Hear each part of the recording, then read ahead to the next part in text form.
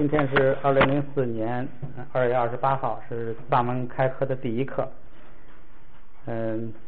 先简单的把那个学藏文的这个为什么要学藏文说一下。这个为什么要学藏文有这么大概3个理由吧。第一个就是说，这个我们学习佛经呢，最大的一个困难是什么呢？就是对这个佛经经义的理解，怎么让他就是怎么摸到佛的本意？佛本来说这个话是什么意思？他是想表达一个什么意思？主要是对这个，因为佛理非常深奥，就是怎么能够理解的接近一点佛意，这是一个最困难的地方。这个我们现在看的佛经呢，就是汉文的佛经。这个有时候你看着汉文这几个字啊，你是无论如何找不能够确切的一个意思，因为就这么几个字在这放着，究竟这几个字之间的关系，它是形容词关系，还是那个状语关系，还是补语关系，你怎么都判断不出来，无从判断。这个时候你就没办法了就。但是如果这个时候你会藏文，你把藏文的那个同样的经拿过来，你同样看着这一句话，可能在藏文的表达里头啊，这几个词之间的关系就非常清楚，就根本不用你去猜去，不用你去想去，就很明确就说明白了。所以就是这个上我也刚说了一下，这个翻译的水平决定了这个佛教水平的高低。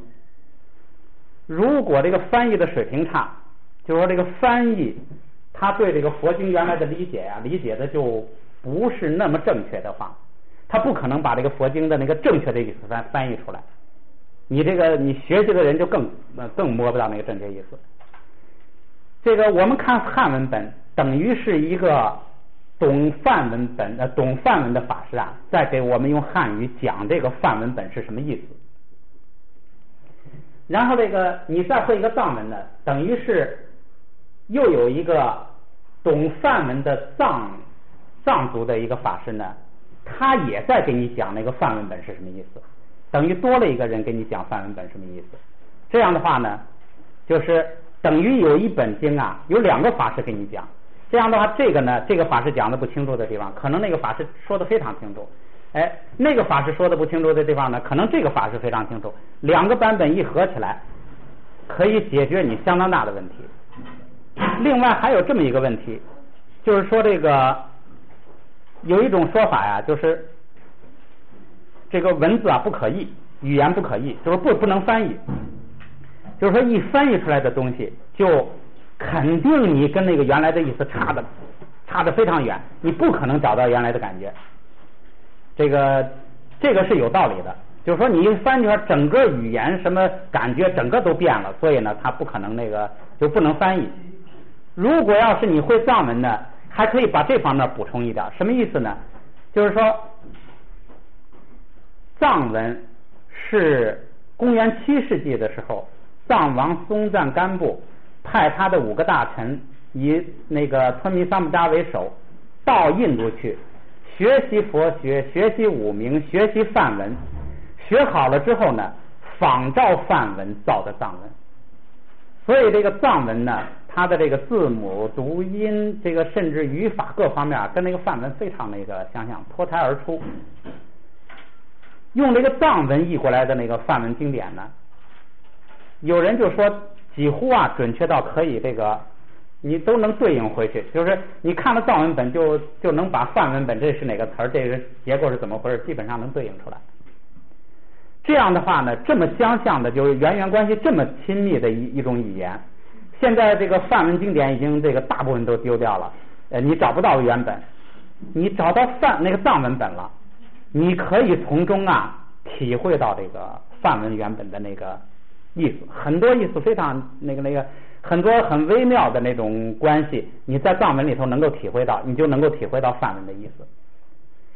这样呢，你对就是佛经的原意的理解你会有一种根本你就是说，如果你光会汉文的话，你根本体会不到的境界。就好像说你到印度去生活过的人，你再读佛经，你跟只在汉地生活过的人绝对不一样。你的那包括佛的一言一行一种举动，你如果理解印度的那个生活习惯、那个气候、那种民族风情，你一看那个佛经，你会有一种这个就是理解的比较准确，一种体会。所以呢，学会藏文还可以弥补这一方面，就是说你可以体会到这个梵文原本的一些这个你汉文里头根本体会不到的东西，这是第一个。第二个好处呢，就是说我们大乘佛教现在世界上呢，这个3套大藏，汉文大藏、藏文大藏、巴利文大藏。巴利文是小乘经典，而且量比较小，它那个主要的部分咱们汉译这个也译过来了。但是这个藏译大藏里头啊，藏译大藏是这个直接从梵文，因为它挨着印度，在印度佛教在13、14世纪这个灭亡的时候啊，印度佛教有一个大规模的转移，就是像这个那兰陀寺，还有一个叫什么岩寺，超岩寺，像这些大寺啊，连这个僧人带经典啊，大规模的往那个藏区转移。就那个时候不是伊斯兰教这个大武力打进来，这个印度教也是这个内外夹攻吧，佛教这个就是要处于衰亡，这个时候大规模往藏区转移，所以藏区现在很多寺庙里头有很多梵文经典，都是压在那儿，甚至压的那个纸啊都揭不开了。这个就是说藏文，然后大规模的翻译，就是把这个那个梵文经典翻译成藏文。藏文大藏啊，一个是翻译的量大，第二个是什么呢？它这个非常全，而且它是咱们中国的大藏，那个汉文大藏呢，从玄奘法师7世纪之后啊，就再没有那么大规模的翻译。这个藏文大藏呢，它一直到印度佛教灭亡，一直到13、14世纪啊，那个大量的过去之后，大量的翻译，就是它里头有很多汉文里头没有的。这个藏文里头呢，也有这个汉文里头也有很多藏文没有的，像那个大毗婆沙论那么有名的论，藏文里头没有，后来是那个法尊法师给又翻成藏文，从汉文翻成藏文。就是说这两个大概互相没有的成这个比例大概各占1/3。现在世界上大乘佛教这两个大藏，如果你现在汉文是可以看到的，如果你要是学会了藏文呢，等于是另外一个宝库就被你打开了。大量汉文里头没有的宝藏你可以看到，这样的话就是佛教这个宝藏啊，你基本上就掌握了这两种语言。这是第二个好处。第三个还有一个小好处，就是有些人可能学藏文呢，就是我要把这个咒念得准确一点。当然说你学了藏文肯定要念得准确一点，但是这个呢不是太大的关系。这个念咒呢主要是看这个你的这个心的清净程度，你的诚心的程度，这个传承的清净跟这个加持力，这个跟这个语言发音呢关系不是太大，当然发音准确会好一点。这个咱们学的这个计划是这样，咱们用的这个教材呢是这个民族大学，就是这个民族大学的教材。它这套教材的好处是什么呢？它就是给会汉语的人编的教材，它直接用汉语拼音来拼音，所以我们会汉语的人呢非常方便。这个学习方法上这本书呢这学期学完，这个下学期本来的这个是1学期，那个语法教材是2学期，1年半学完。但是呢，一个是呢，我想一个是加快一点，咱们尽量看大家的进度，尽量加快一点，大家也精进一点。这个第二个呢，那个语法那个书啊，我看了一下，在我们跟这个周老师学的时候啊，他原来油印的教材，他的那个例句啊，全部都是从那个佛经啊什么那些里头引出来的，所以学起来很舒服，就直接就学了这个佛经的那种语句风格单词都就学了。现在他一正式出版呢，他全部又给改成了那个世间语言的那个，我那天才翻了一下，又改成那个。这个古藏语跟现代藏语啊，还是有一定差距的。这个用词汇范围啊，各方面还是有一定差距的。我们学习的目的主要是为了学习佛经，所以呢，咱们下学期那个教材用不用，或者是用那个教材管用它的语法还是怎么，咱们到时候再商量。也甚至可以考虑呢，直接用这个经论呐，或者什么，到下学期再说。咱们这一学期呢，先学这本这个拼音教材。藏语是一种这个拼音文字，而且它这个由于语言新，它7世纪才创立嘛，例外的情况非常少，就是语法呢比较严格，例外的情况比较少，所以比较好掌握，比较好学，这是一个。第二个就是什么呢？就是说你看到这个，你只要拼音会了，规则会了，你不认识这个字也能够很准确的读出来，这是拼音文字的好处。再一个就是藏文跟其他语言还不一样，藏文呢实际上跟我们汉语的渊源非常深，藏族的祖宗跟我们汉族是一个祖宗，都是黄河流域的，后来他们慢慢迁移到这个青藏高原，慢慢的呢形成了自己这个就是方言吧。他虽然现在用的是拼音文字，但是他那个思维方式啊，他的很多的那个就是各方面的习惯啊，跟我们汉语是一样的，所以读起来很亲切。这是汉藏语系，所以它是一个语系。你比如说世界上只有我们汉语是有4声的，有声调，藏语里头就有4声，就是说实际上是世界上只有藏语跟汉语这2种语言是有4声的。这个再一个呢，就是比较好学的是什么呢？本来学一门语言吧，比较困难的是什么呢？是听，是最困难的。听，然后说、写，这都是比较困难的。这些呢，对于咱们来说都不是我们的重点。我们的重点是读，拿来佛经之后我能读懂。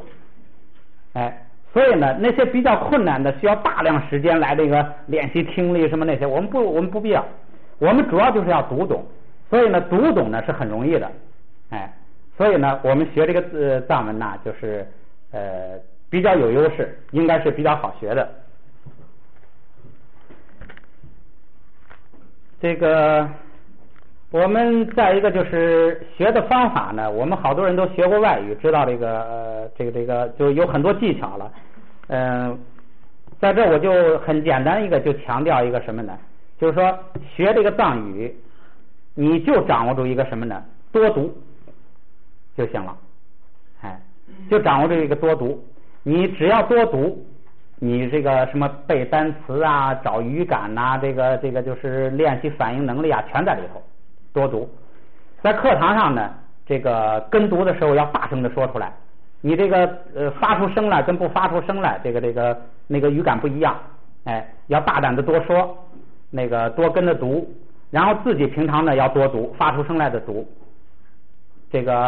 我学的时候呢，就是我们是每周讲2次，每个晚上呢讲2个小时。我每次就是什么呢？讲完一课之后，这几天每天呢我就是大概读3-4遍，就把前头的课文，每天读3-4遍，就这样跟着就一直就下来了。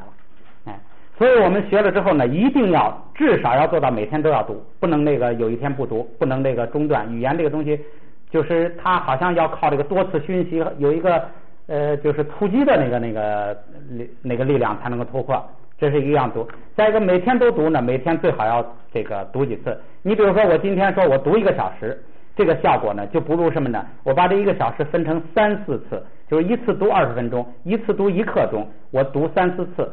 虽然时间是一样的，但是效果大不一样。就是你尽量就是分散开，多读，多分段读。方法上就强调这么一点。另外不要把藏语叫成外语，我们藏族同胞非常不满意。我们是中文，是56个民族的语言都是中文，说你这个中文系应该里头有藏语这个专业，确实是，这是中文，中文呢不是现在一说中文好像就是汉语，这是不准确的，这是我们中国的语言。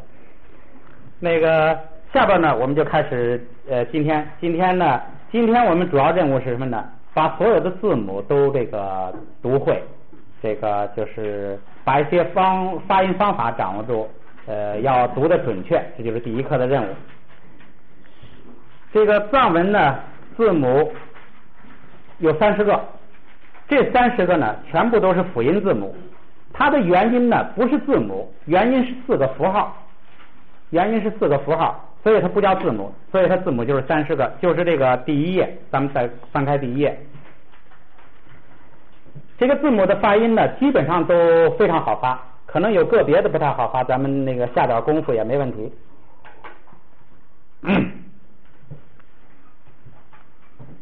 第一步，咱们就先学这个30个字母的发音。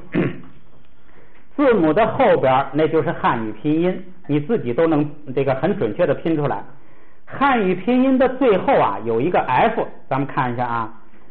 第二个后边也是 F， 第三个后边是一个 V， 第四个是个 V。这个呀 F 跟 V 呢不是字母，是一个声调符号。我刚才不是说了吗？说这个藏文是有声调的，是有4声的。F 呢就代表1声，高平声。你看它这有一横道平声，哎，这个 F 就代表平调。如果写准确一点是高平调，因为它这个平调啊，它的调门是分5个等级，分这么5个等次。高平调是在最高点平的发声，这是高平调。V 叫这个低声调，低声调也可以简单的就叫成声调。这个是相当于那个汉语的什么呢？2声，这个是相当于1声，这个 V 相当于2声。2声是从最低点呢发到这个第2级，哎，从最低点往上调，就是咱们平常说的2声，哎。顺便我们在这儿把这个4声就介绍完。用 W 表示第三声，叫做什么呢？叫升降调。升降调。用这个 H 表示4声，叫做降调，或者是叫高降调。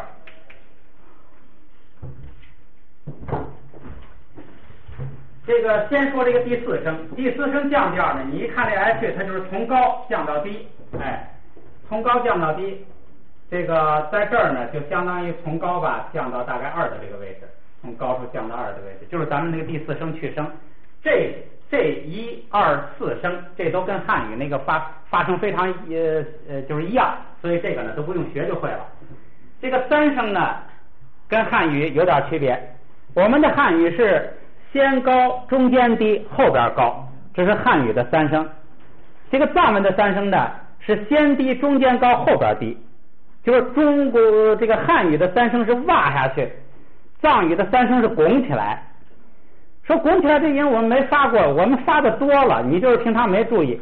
你比如说我说你这个听听，这个是这么个意思，明白了吧？你说哦我明白了，这个哦就是中间拱起来。你比如说你喊人这就是中间拱起来，你就用这个来找这个3声的那个感觉，就是3声，藏文的3声就是这样发。你看它这个 W 啊是中间拱起来，哎，这是3声。你说你喊人你就这么发，哎，如果你要是还掌握不准，你就用那个这是比较慢的，哎，但是呢非常准确，你中间就拱起来了，你就找到那感觉了。你读的时候你就知道这个音怎么读了。比如说这个扛是雪，下大雪的雪，哎，发音怎么发呢？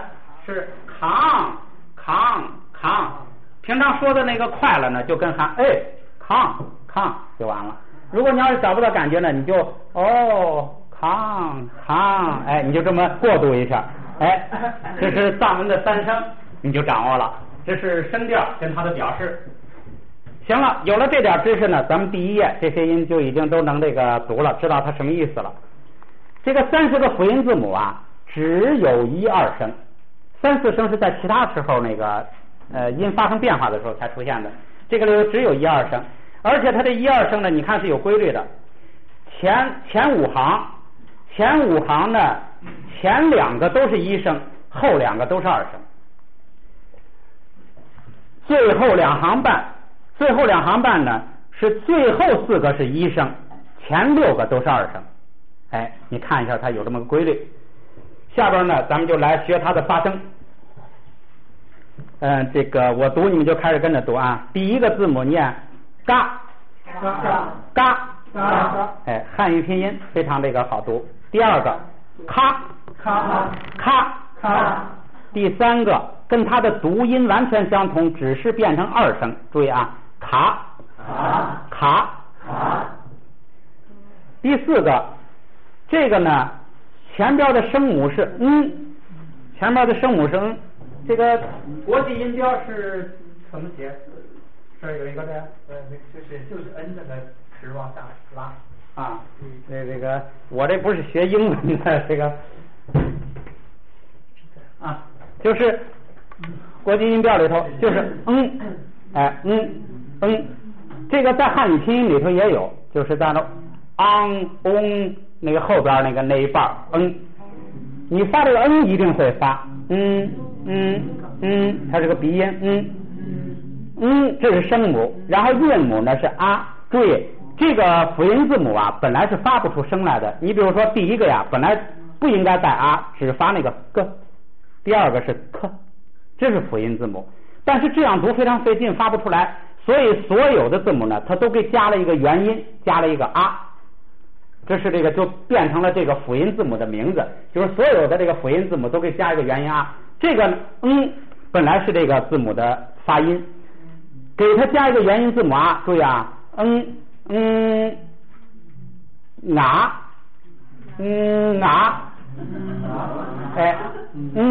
然后跟啊拼起来，你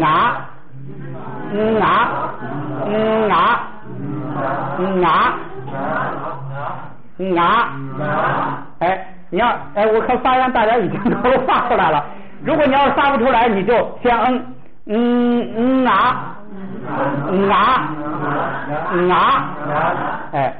你可以去的先先然后呢发啊，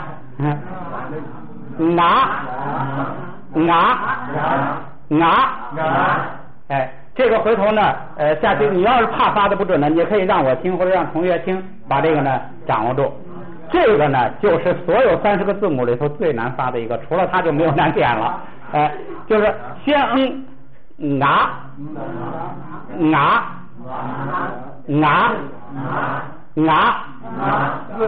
这个字母是一个意思，这就是一个单词。谁呢？就是什么呢？就是我说我执人我法我，什么我爱我慢我痴，就是就是我。我们这个整个学佛教就是为了破除这个这个是个最难发的音你可以先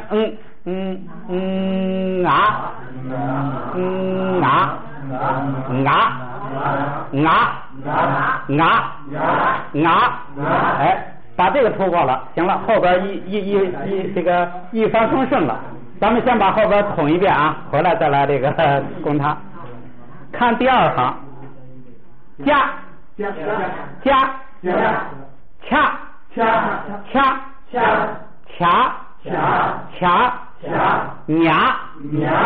这个后边这个外你就当成一来发。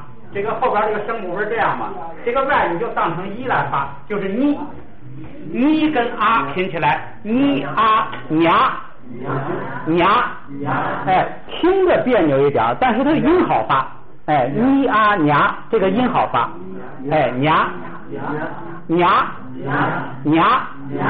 这个好发。下边更没有难的了，下边你自己都可以读出来。看第3行啊，大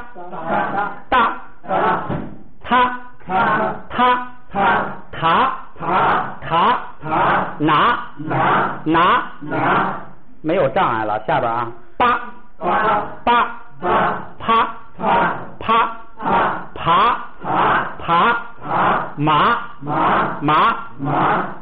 第5行，这5行呢是有这个共同规律的，4、5、20个。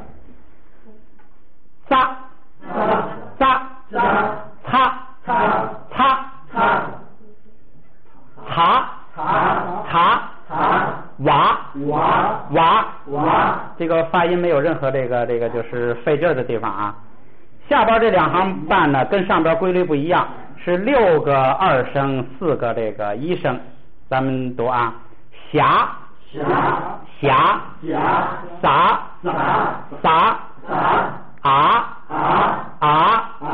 呀ra啦虾撒哈30个字母全部就读完了。所以最难读的就是那个我，就是那个哎，你先这个就用鼻子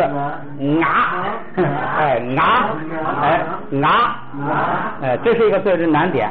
那个呢是不好听，但是好读，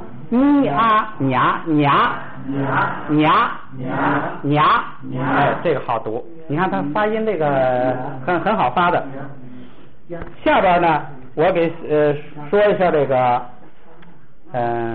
对了，翻过来第2页，咱们把里头这几个字母里头有意思的，就是这个字母本身就是一个字儿，就是一个单词的，这个把它熟悉一下。第2页咱们看咔，这个字母就是嘴，就是口，咔，看第2页啊。第2个拿就是我，这是咱们要这个破除的重点。第3个是掐，你看是一双一对，就是那个它那个掐写起来就是一对那个圆球，是吧？也好记，就一对掐。第4个是掐就是茶，就是这个什么奶茶呀，什么就是这个茶。第5个你看那个就像一条鱼它就是鱼的意思。它这个你可以自己找很多这个小窍门去记这些单词的意思跟它的发音。第6个塔就是现在，就是我们现在正在上课这个现在。第7个拿是病疼，第8个擦是也是疼，但是这个是刺疼，就是这个分的这个很详细啊。第9个撒，这也是很重要的，谁也离不开的，这是吃，这个字也经常用。第10个牙单个的，你个掐不是双吗？你看跟它平的掐是双，这牙就是单。山羊，它这个藏族牛羊种类很多，所以它这个就什么羊一个词儿，它那个分得很细。这个你看这个要是力倒过来就跟羊低叫似的，这是山羊。第12个拉，这是山，并且是有路的山。你看这个拉也好像跟有路的山似的，你就这自己平常就这么去联想去。第13个虾是肉。第14个撒是地水火风四大这个地水火风的地就是这个就是撒。这个像这个我们实地的地也就是这个撒，瑜伽师地这个地也就是撒，也当这个地上的土讲。下边这个第3页呢就是它的写法呢咱们介绍2套。一套是什么呢？书上这种体叫做印刷体，就好像咱们汉字有印刷体有手写体，这个书上这种呢叫印刷体。这个咱们呢介绍了印刷体，咱们再介绍一下手写体。因为印刷体比较正规，写起来那个要求笔画比较多，比较啰嗦，咱们介绍一种比较简单的手写体。还有一种手写体，就是藏人自己的那种手写体，就好像我们汉字的这个草书一样，那个变化比较大，那个你还得跟那个字母还得对起来那个认一下。这个我介绍的这种手写体呢，就是手写的印刷体，就是比较简单的印刷体，写起来也很像印刷体，也很这个漂亮。现在咱们介绍一下写法。第一个嘎的这个写法我先介绍一下这个藏族写的这个笔。藏族人的笔是什么笔呢？他把竹子呀削成一个小竹片，把那个头呢，把它这个给那个弄毛了，然后蘸着墨汁儿，叫竹笔。所以你看他写的这个字啊，他那个竹笔啊是在手里是竖着拿着的，就是一画横是宽的，一往下是细的。他那个竹笔竹板不是竹板是这样的，哎，他是这样来写字的，所以你就能够理解他这个风格，而且他这个写起来很漂亮的。藏文有书法比赛啊，有这个讲究书法的，这也是跟我们汉字很相像的。他们有书法，你看那个班禅呐，什么这个达赖啊，他们写出来的一种那个，他们那字体非常多。他们有一种那个就是那叫就是专门班禅达赖什么这种高层人士啊用的专门的字体，非常漂亮，跟画画似的。哎，然后有一般人写的。然后那个语言里头也很复杂，有这个高层用的敬语比较多的文雅语，哎，也有一般的语，这个是跟很多地方这个跟汉语很相像的。先写这个第一个字嘎，我先介绍它的这个印刷体的写法。它的印刷体叫什么？叫有头字。它的那个每个字啊都有一个齐头，都有一个，就每一个字都有一个齐头，都有一个小横杠。你看那个嘎呀，它就是先写一个横杠。然后这个第二笔呢是从这儿往上挑，第二笔是从这儿往上挑，第三笔呢是从上往下甩。他那个竹笔呀很有劲儿的，所以你得把他那个风采写出来，把他那个韵味写出来。第一笔是往上提，第二笔是往下甩，第三笔呢是往这个下甩。往下甩，他一般那个笔呢先是稍写一个小弯，然后再甩下来，很精神写出来那个字。哎，这是嘎。然后我再介绍这个，就是我们平常写的一个比较简单的，就是什么呢？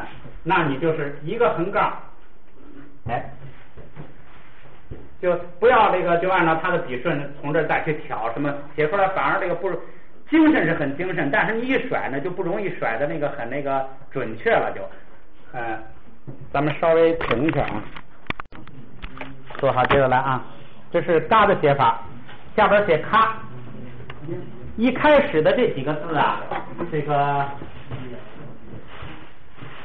它的这个写法它影响到后边的，所以你注意看啊，每个字都是先写一个横，所以咔也是写一个横。然后看左边这一竖怎么写，左边这一竖注意它那个竹片啊也是这个头先来一个小斜头，然后再甩下来，哎。他拿那个手里头那个小竹片那个不长的拿着，哎，歘一甩，很精神的。这是第二笔。第三笔呢，还是往这边斜着甩，往这边斜着甩。第四笔往上斜着甩，我这是有点夸张了啊，往上斜着甩。最后一笔就跟那一笔似的，从这儿呢稍微有一点小弯甩下来，哎，这是他的这个笔势，咔，哎。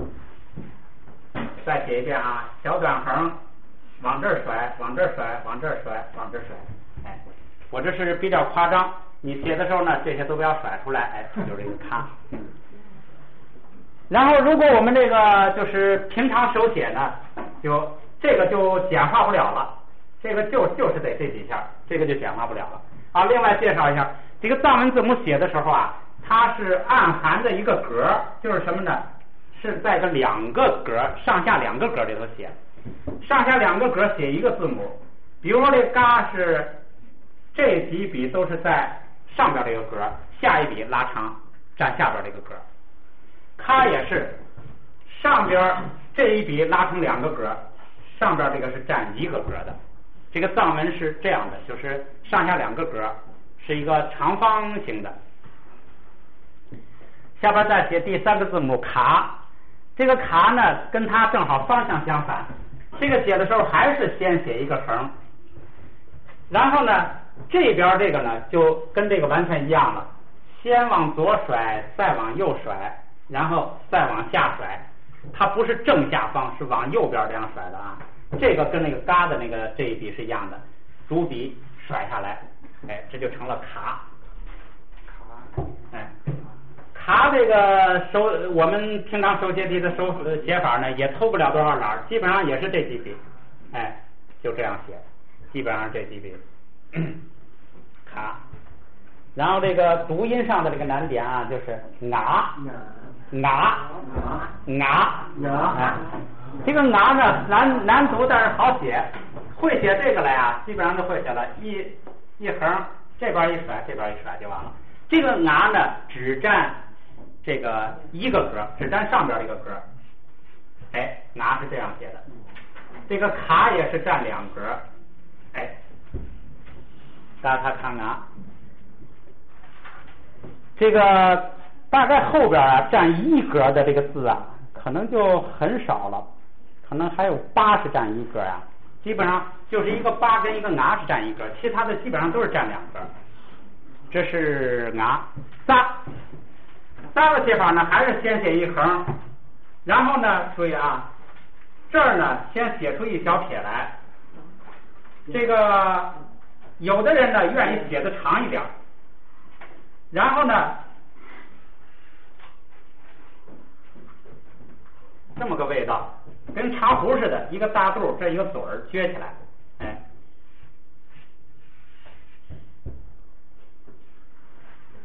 它连着不连着？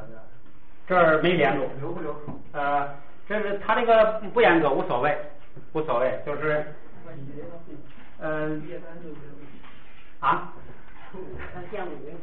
像什么？哦，对，你自己这个有连不连，它不严格规定，无所谓，哎，就是这样。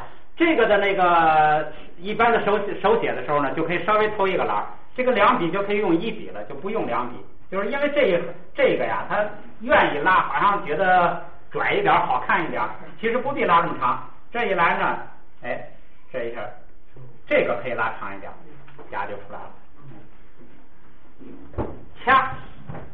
掐写起来呢，注意这些啊都是两格啊，这个都是两格。上边我这写的短了，上边占一格，下边占一格。掐也是两格，看掐的写法，你们可以看着书上啊，每个都是先写一横，然后一短竖，然后这个还是一长竖，然后这笔呢是手这样回过来，然后这样回过来，它是两边来圆这个画两个圆，这是它的正式写法。先写一横，再写一竖，这边画个圆，这边画个圆，这是它的正式写法。掐，哎，这个如果我们手写的时候呢，这个就可以偷懒了，这个就可以什么呢？先写一横，一笔就下来了，画一个跟苹果似的，哎，一笔就下来了，一笔俩圆就出来了，这就可以。我给你们发的那张纸啊，就是你们可以做字帖，这是那个韩老抄的经，他这个字很漂亮，而且呢写那个手写体啊写的很又漂亮又省事儿，你们就可以找着在这张纸上可以找到绝大部分字母，就是有3个不常用的字母找不到，剩下字母都有，你就可以抄这些呢就可以把这些笔法呀都练习了，就照他这个又简单是写的这个又漂亮。这是掐，然后卡比较好写，跟写这个啊呀相似，哎，一横两横，然后呢，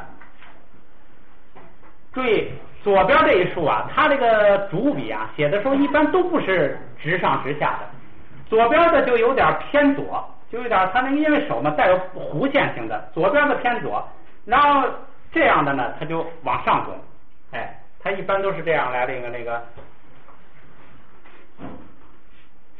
有这么一个趋势，卡，哎，这比较好写，卡就是喝茶的茶的意思。娘如果按照它的这个正式写法呢，也是比较啰嗦。你看，它是先写一短横，然后这边画半圆，然后这边呢。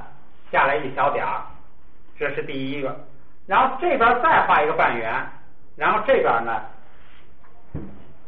这是它的正式写法。你看写了几笔啊？1、2、3、4、5笔。先写一短横，这边画一个半圆，这下来一小点儿，再画一个半圆，哎，所以它这个印刷体啊是5笔写下来的。你们要是回头按韩老那个练习的时候就省事了。上边画一个半圆。下边整一个半圆，哎就行了，哎，样子也出来了。他这个呀，就是要求的比较正规啊，这个有头都得画一个短横平线，然后这样来写。这是写字要是像写书法一样写的要比较美观呐，用这个顺序。咱们平常写呢，就不必写的这么漂亮。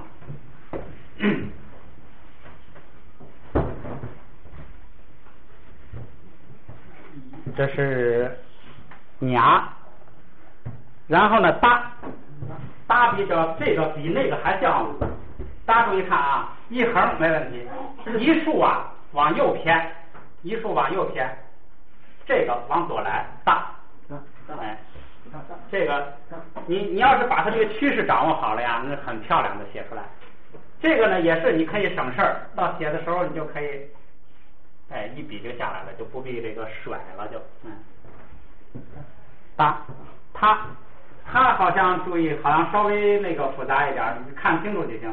还是先写一横，然后这个呢是一个就是一笔这么一个好像半圆这样过来，这个呢要甩，这儿往这边甩，这儿往这边甩，这个往右边甩，哎，它是这样写的，一横半圆，往这边甩，往这边甩，往这边甩。这是塔，这个写的时候就没有偷不了懒了，就只能这么写了。塔，然后那个他，这是一声，下边一个是塔是二声，塔呢是先写一短横，两笔往左甩，往右甩。这个塔跟前边那个拿的区别，仅仅是一个尾巴长，一个尾巴短，或者是说这个是占两格的。那个拿呢是占一格的，它俩的区别仅是这个，所以写的时候呢，注意这个塔一定要甩尾巴长，那个拿呢要尾巴短。但是在这个实际藏人写这个印刷体的时候啊，有一些拿呀，他写的那个就尾巴长。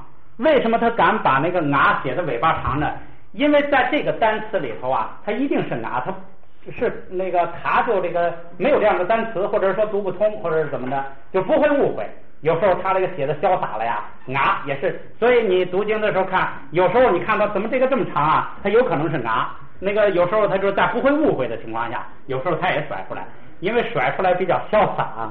那个藏文是看起来是很那个精神很舒服的。这是他拿的印刷体写起来呢也是啰嗦一些。先写一横，然后呢写一小竖，然后呢这样甩一下，这样甩一下，这是他的这个正式的写法。再来一遍啊，一横一小竖，这样甩一下，这样甩一下，哎，这是这个正式的写法。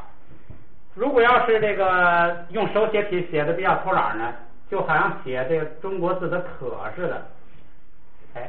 但是注意，这个不要去挑这个勾去，这个是要往这条线从一开始到最后，这基本上是一个往右边甩的，写出来也很漂亮，哎，也很漂亮，往右边甩。这是拿，这个发音都很好发的。八，一短横，这边甩，然后注意啊。这一竖写的时候，这里留一个口，你为了保险呢，这短横可以写这个短一点，一短横，哎呦，这样，哎，这就是八。这个八呢是占一个格，占上边这个格，所以到现在呢，只有这个拿跟这个八是占上边这个半个格的，剩下的所有的字母都是占两个格的。八，然后是啪，这个啪呢跟写八呢。完全就是前边完全一样，写完了之后呢，这个地方就是画一个小斜杠，这就代表是啪，这个就读八，这个就读啪，一个是不送气，一个是送气的，一个是浊音，一个清音。啪也是一个吧？啊，啪也是一个吧？啪跟爬还有八啪爬这三个都是一个吧？对，你说这个样子是吧？不，站格呀。哦，爬，我想一下啊，爬，对对对，八爬爬，八爬爬啊，现在是有4个，哎，占一格的，对对对。爬呢跟这个写法也是很相似，只是把这个口呢封起来，哎，只是把口封起来就念爬，八爬爬，这个是3个比较好写。这个麻呢不容易写漂亮，这个麻是怎么写呢？这边跟写这个拿是一样的，一竖一个这个一个这个，就是这边多一个竖，这就念麻。马，哎，就是前拿字儿还是写拿字儿，然后这边多一竖就念麻。你注意看它这一竖的开头啊，这个地方好像多出来一块，这是怎么回事呢？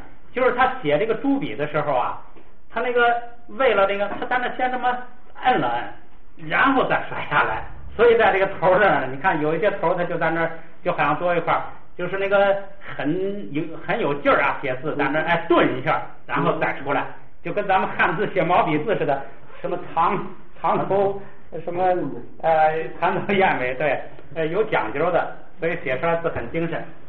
但是这个麻的那个，如果你要是写这个比较省事的这个写法呢，还很容易写好看。你就这个就这样，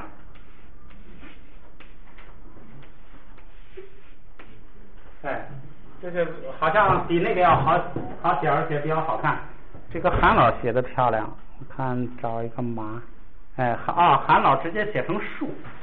韩老就这样写一竖啊，就是这个不写的太歪，竖下来，哎，对，他就写一竖，然后这样反而还写的还好像我觉得还比较好看，哎，麻，这就用这样的写法就可以，这是麻，然后是扎擦擦都好写了，为什么呀？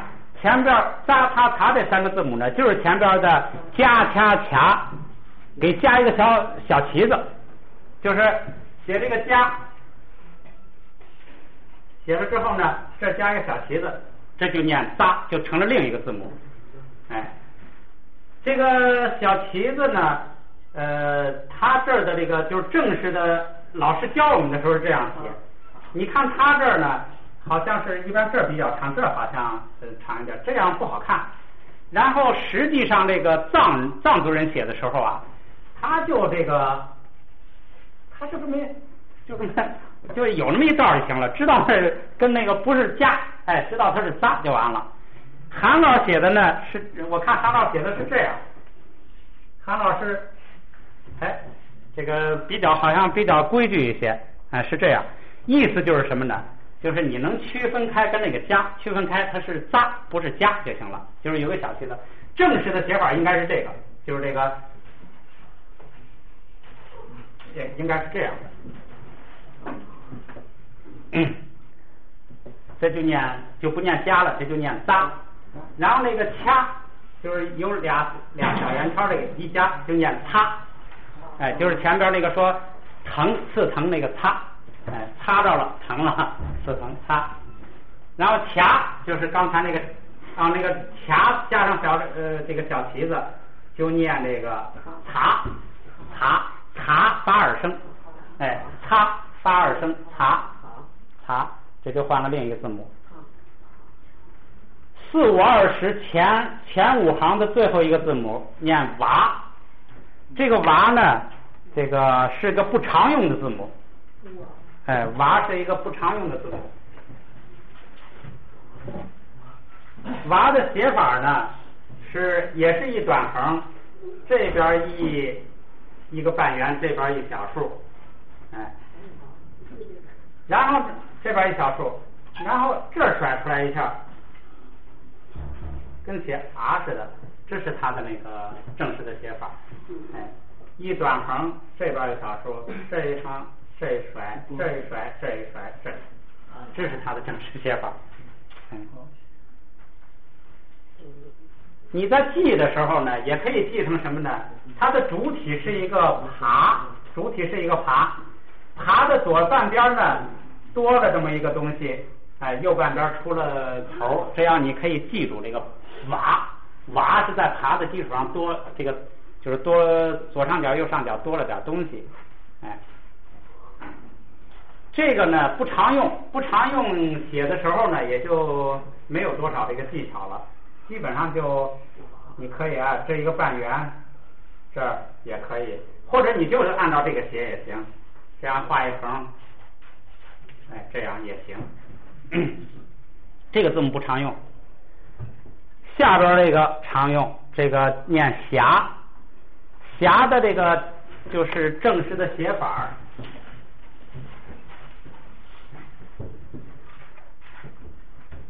也是先写一横，然后呢左边是一大半圆，左边大半圆，右边呢跟写那个拿似的，跟写那个刚才那个拿麻那个写法是一样的，哎，一短横一个大半圆，一小短横，这是它的那个就是印刷体的写法。如果要是手写体呢，我看韩老写的就特别简单，好像这个好像可以这样，哎，也绝对不会跟其他字母相混的，一个大半圆，哎，加一个圈儿。啊，再一个这个呀，还是要区分开上半个跟下半个，它这个，不找了，回头你们就按照它这个来这个练习就行了。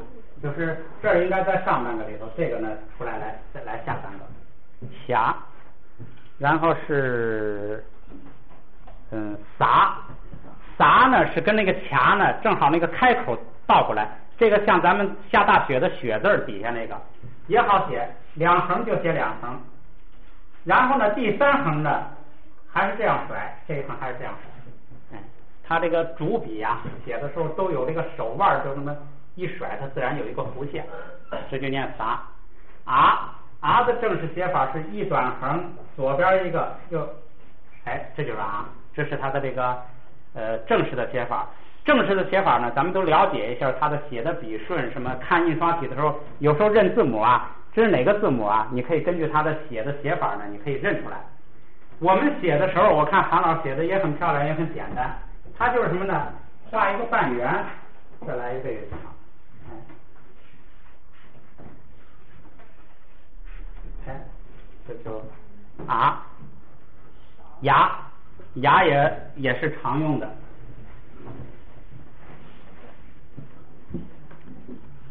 牙的写法呢，你看啊，小主笔先写一个短横，你看它这没有短横的地方啊，它也要有这个，就是有一个齐头的感觉，一个短横，然后呢是这么一个，就是这么一个弯儿，然后又一小短横，画一竖下来，然后呢这地方一小撇，然后呢一大竖，这是它的正式写法，哎。它的有头字嘛，前头都这个头都要齐，所以它就这样写。先揉一个头，这样一个，然后再揉一个头一竖，然后这一撇，然后这一甩，哎，这是牙。要是这个手写简单一点呢，就是这画一个半圆，就这样，哎，画一半圆，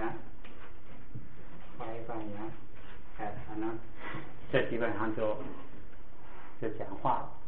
ရာ比较好写，跟工人的工字似的，一横一竖，哎，这个呢，本来这个ရာ呀，这又是一个占半个格的啊，就是占上半个格的。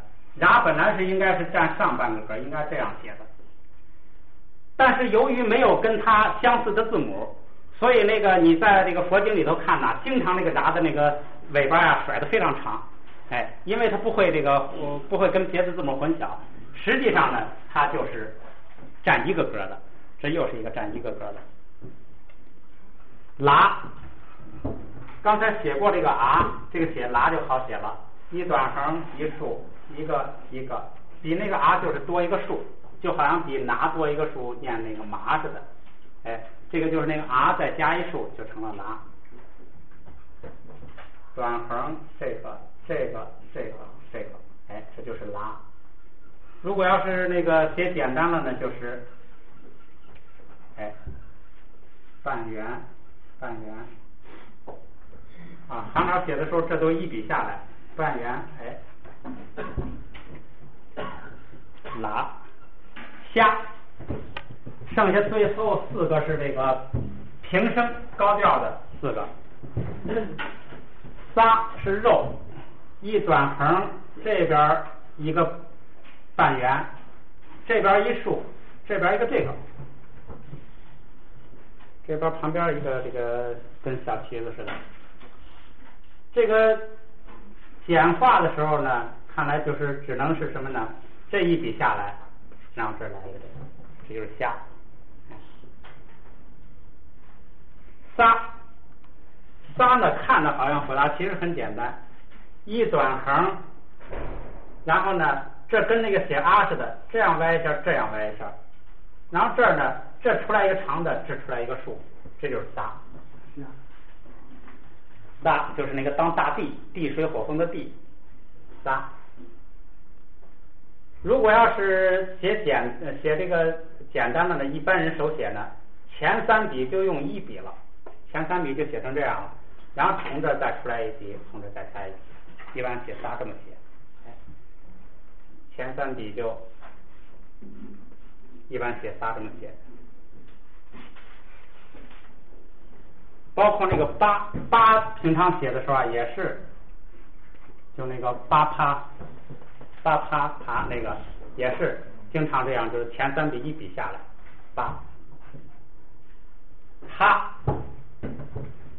哈跟后边这个啊，这2个都是很少用的字，不常用的字，加上前边那个娃，这3个是不常用的字。哈是一横，注意它比那个搭呀多了一个弯，先写一竖，再往这边一甩，再一甩，比那个咱们前边不是有一个达吗？是这样写的，这是大。这个哈呢比它多拐一个弯，多拐一道弯，一横，多拐一个弯，哈。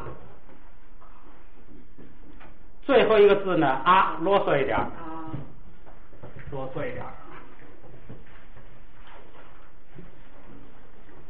先写一短横，再写一小撇，然后跟那个加似的，这个出来这么一个东西，然后呢跟撒似的又多一个这个，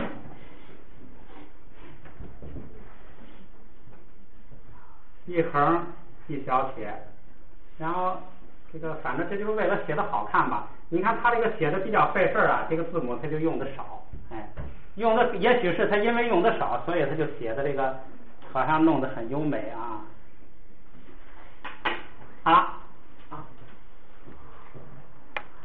简单介绍一下它的写法，具体的写法呢，你们可以参考这上边的笔顺的写法，练几遍它的印刷体，然后主要练习以后啊，你就按照这个韩老的这个上边的呀，你就抄，就是主要练习这个写的比较省事的这个，基本上啊要写的好看一点，你那样写出来到时候就跟中国人似的，到时候写字一看说你写字写的不好哈，也不好听，这个你可以练练。这节课我们的重点呢还是在发音上，所以呢咱们再来，我看看这什么，再来念一遍发音，然后咱们休息一会儿啊。拿这个翻回第1页，翻回第1页啊，咱们再练一遍发音。嘎嘎嘎嘎卡卡卡卡卡卡卡卡拿拿加加加加恰恰恰恰恰娘娘大大他拿爸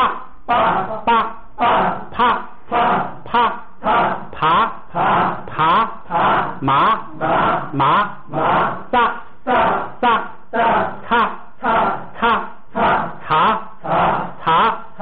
娃侠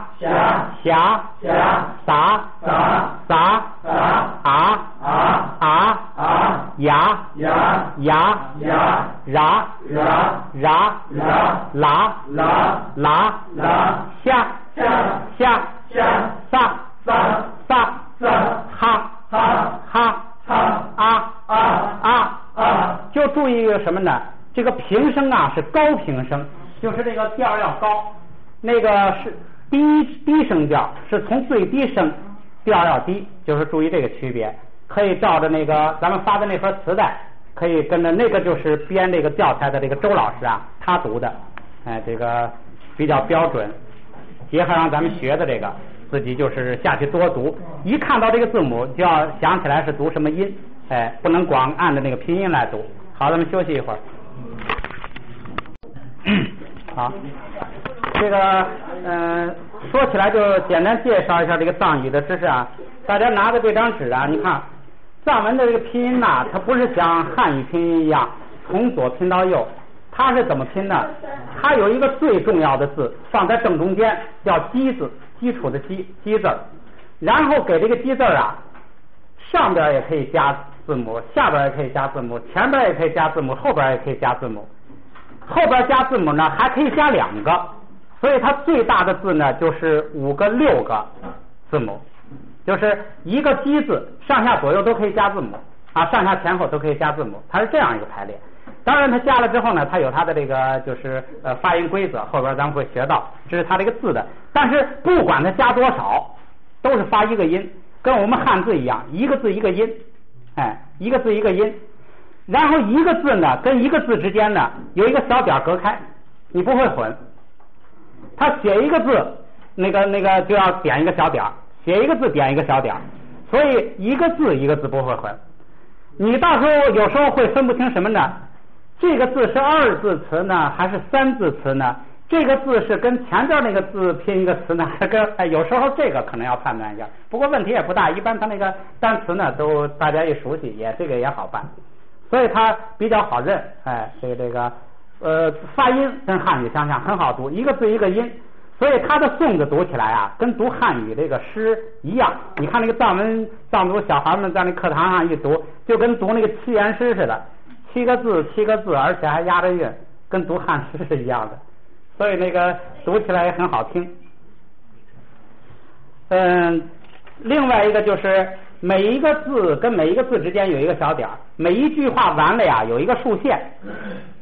你们就看这个咱们发的这个字帖啊，最前头有一个这个横着躺着的娘，然后下边还一个坡纹，这是什么呢？就是文章开头都要弄一个这个，这是这个好像一个仪式似的，开始了，然后开始写，先画一竖，开始写，写完一句画一竖，写完一句画一竖，全文完了之后画2竖，就跟那个句号似的。所以这个藏文呐，这个比较好认。这节课呢，咱们就开始啊介绍什么呢？30个辅音字母，它实际呢还有5个元音，就是我们所有的语言里头啊都有这5个元音。我们说话每发一个音呐，一定要有一个元音才能发出来。你这个元音上可以加辅音，可以不加辅音，元音才能发出来。辅音不能单独发音，辅音必须要加元音，所以以一个元音为单位为一个字。元音一共有5个，这个其他的辅音字母都是来这个往这个元音上加的。5个元音呢，就是咱们平常说的这个啊、一、乌、哎、哦，这是一般这个就是5个元音。在藏文里头呢，它这5个元音不是字母。如果要是他写这个辅音字母，比如说他写这个嘎，这个本来是念科，是发不出音来的。如果这个嘎什么都不加，它本身你就给它加上啊，这样呢，这个啊呢就没有符号了。就是说，所有的辅音只要什么都不加，你就主动的给它加一个啊，所以这个啊的这个元音呢，它根本就没有任何表示。这就那个咱们读到的那个啊跟啊呢，那都成了辅音字母，那不是元音了。所以它的元音啊是没有任何表示的。只要这个字辅音字母不加任何东西，这就表示它的元音是啊，这是啊，这样的省了一个符号。这4个有符号，一的符号怎么呢？你比如说嘎，还用嘎做例子啊，一在嘎上边加一个这个符号，加一个这个符号，这个符号就代表一。那这个字母怎么读呢？就是这个 k 跟一拼起来 k， 这就代表它的元音是用符号表示，不用字母表示，所以它是30个字母，然后有4个元音符号。这个一呢是用这样的符号表示，然后这个乌呢是用这个符号表示，在下边发的音比较低，一发的音比较高，在上边低，咕啊，我刚才这儿标错了啊，不是科是歌，对，歌一低，低咕，咕，这个呢发乌，你看这个也有点像乌，这个还比较好记哈，乌，在下边。哎呢用这个比较简单，用这个，就一个斜道，该，就是用辅音跟元音一拼，该，这就等于是歌，该，是一声。它的声啊是由这个字母本身带着的，声是字母本身，我这个永远是一声，这个嘎永远是一声。窝呢是这个跟一个小燕子似的，这是窝。如果它跟歌拼起来就是锅，歌窝锅，歌窝锅。所以这样的话呢，说起来它是有4个元音的这个元音符号吧，实际上是5个，它什么都不标示啊一乌爱喔，乌爱喔，它是5个这个。然后呢，咱们现在翻到第7页，咱们看那个，他给这个元音符号啊起了个名字，我们现在呢要记住这个名字的发音，记住这名字，我到时候说这个名字你就知道说的是哪个符号。咱们看这个表里头啊，第一个符号是那个一，就是那样符号。这个呢，注意咱们现在练习了啊，咱们看它怎么这个符号念什么，它念这个 k 固，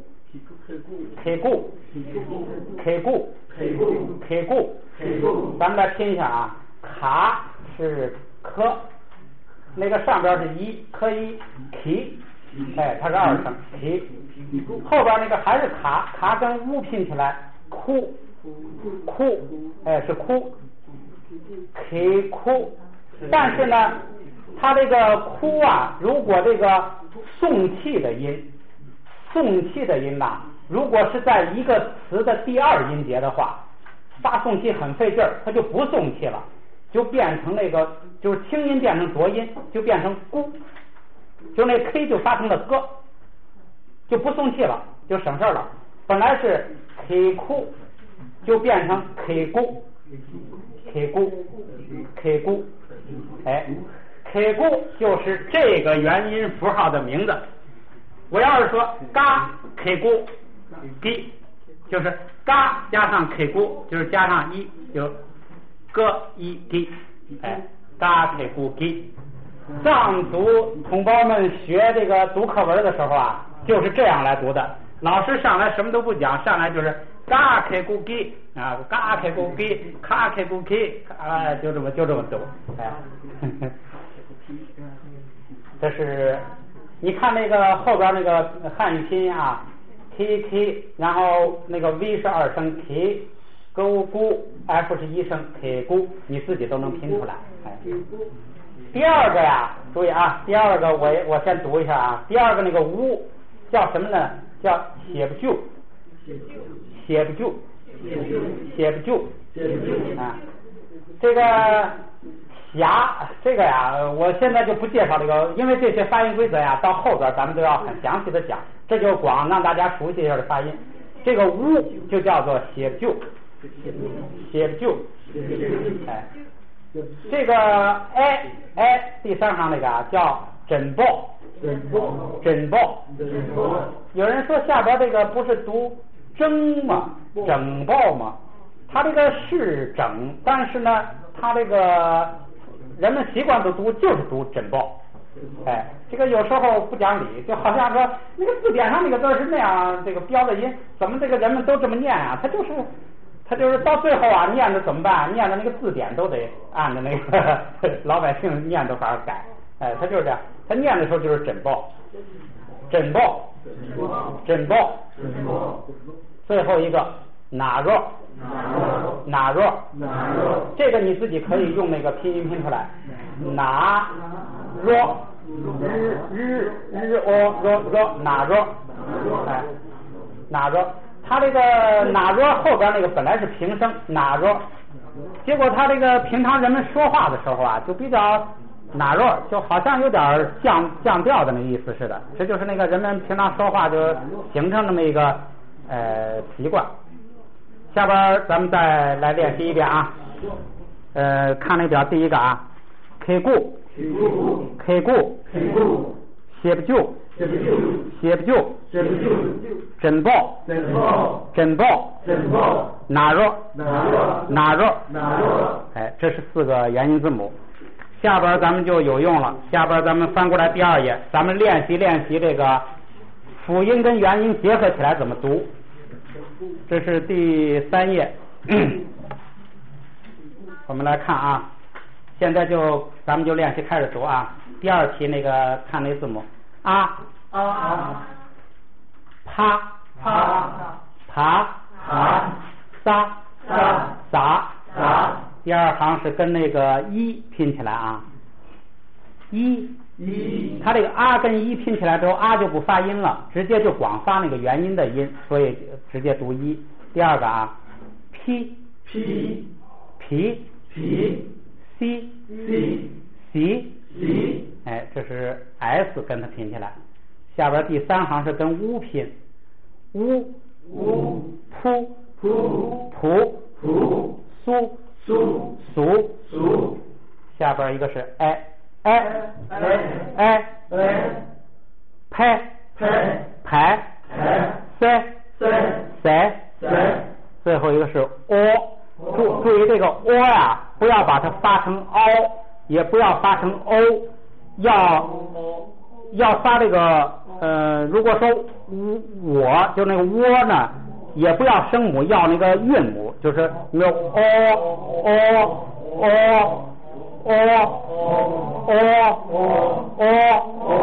不要声母，光要后边那个咱也不要发欧，你就最后多了一个乌，光发那个咱们来发啊，索。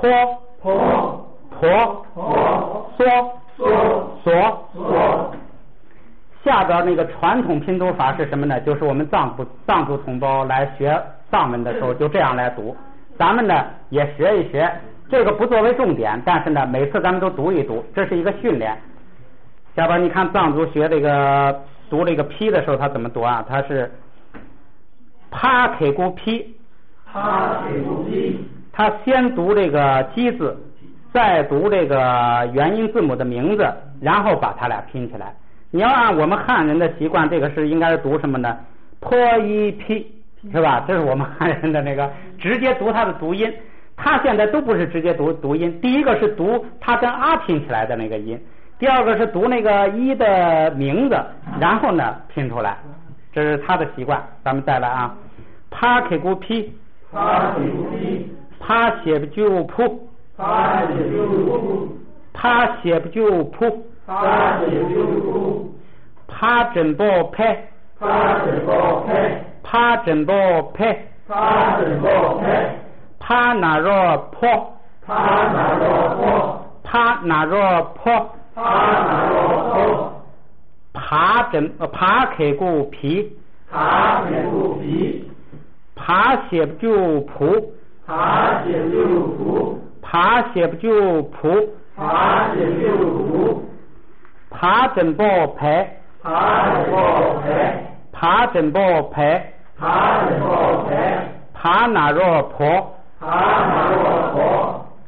下边呢就是咱们的任务了，要读会正确的发音，然后呢还要多读。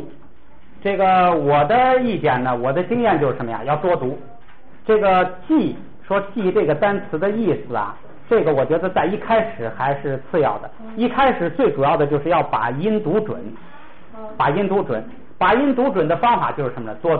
多读到什么程度呢？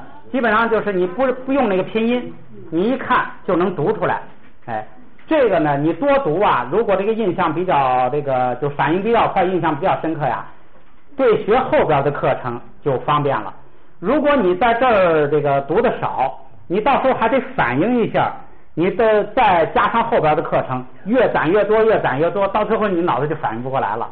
所以呢，我们记住啊，唯一的就是说要想学好，就是2个字，就是多读。下边咱们来读它的发音，注意啊，科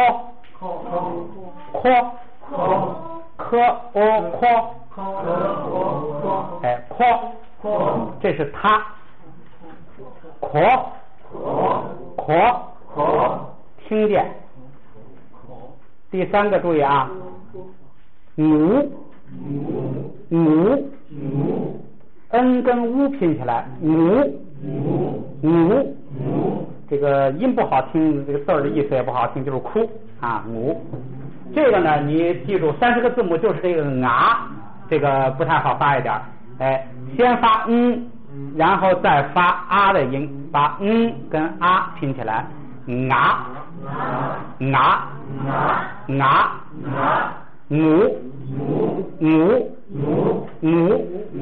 哎，这是哭。第4个，秋，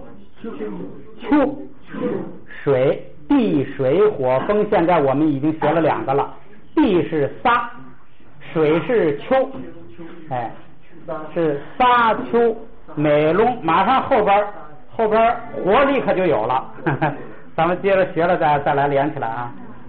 第5个是，注意啊，鸟，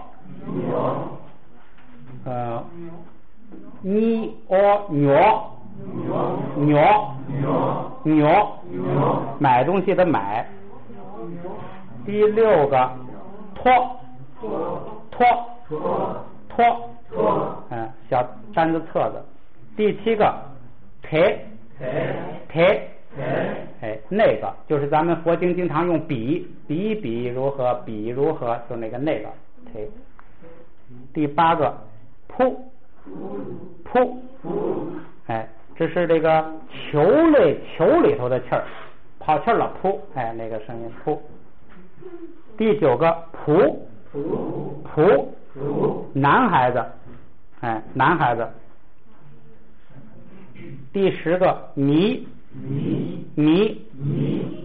就是人，哎，这个人呢，他还经常就是用作比作别人，说人哈，人家是别人，哎，主要意思是人。第11个，美，这就是火，地水火，现在学了3个了，撒是地，秋是水，美是火，然后还有一个地水火风，风呢它这没有，风是龙，撒秋美龙，地水火风4大都有了，看。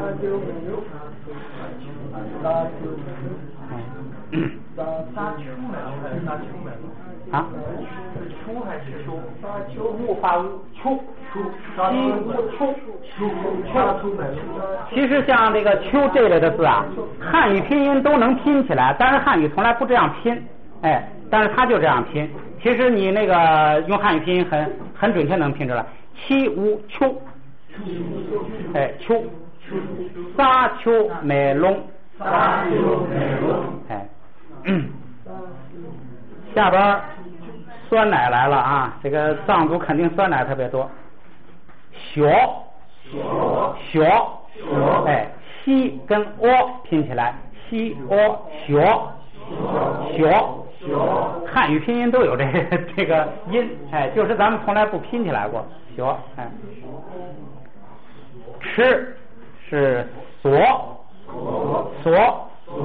有同学可能记得第一课不是说撒是吃吗？这怎么锁是吃啊？机字一样，加一个元音，那个撒是现在时，这个是命令时。哎，这个藏语的单词呢有4个时态，叫过去时、现在时、未来时，还有一个命令时，四个时态。这就是这个吃啊，有这个就请别人吃就索，自己吃就撒，再看第14个，ri，第14个对啊，ri，日跟一拼起来 ri， 这是山，这是最普通的山，比那个拉呀要普通一些。那个拉是专指有路的山，下边一个注意啊，罗，什么什么年，你多大了，多少岁，都是这个罗。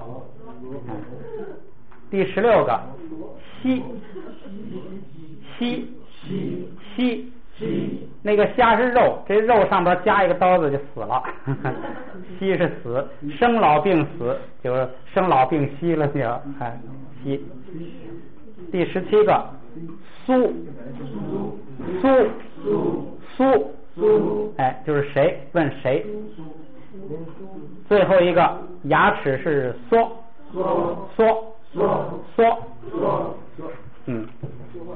这个实际上你要是把这些字母的发音记住呢，自己很容易拼起来的。现在的问题就是熟练了，下边咱们就熟练，今天就结束了。翻到第11页，这个就是让你熟练什么呢？就是把所有的30个辅音字母啊，跟所有的这5个元音字母整个配合一遍。你下去回去之后啊，把所有的这个格里头都填满。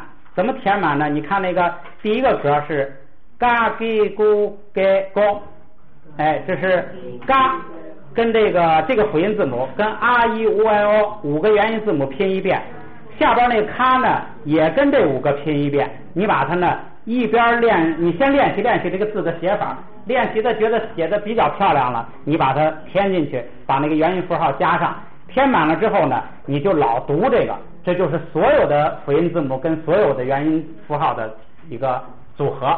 下边呢咱们就读一遍，你把这些发音都发对了，你的这个辅音元音结合这个发音全部就解决了。咱们下去以后就多读这个表，下边咱们来读一遍啊。嘎给咕给咕卡提库开考卡提库开考牙你我加鸡就接交掐七秋切敲掐起球切敲娘你奴奶挪大地都带多他提图太托他提图太托拿你奴奶挪八比不白不啪噼噗啪噼噗拍噗啪噼噗拍噗马米母买毛炸鸡猪在做叉七粗菜错茶起粗菜错娃为无为我下西修谢小三四苏三所一五二呀一有也有ra ri ru re ro la li lu le lo xia xi xiu xie xiao sa si su se so ha hi hu he ho i u e o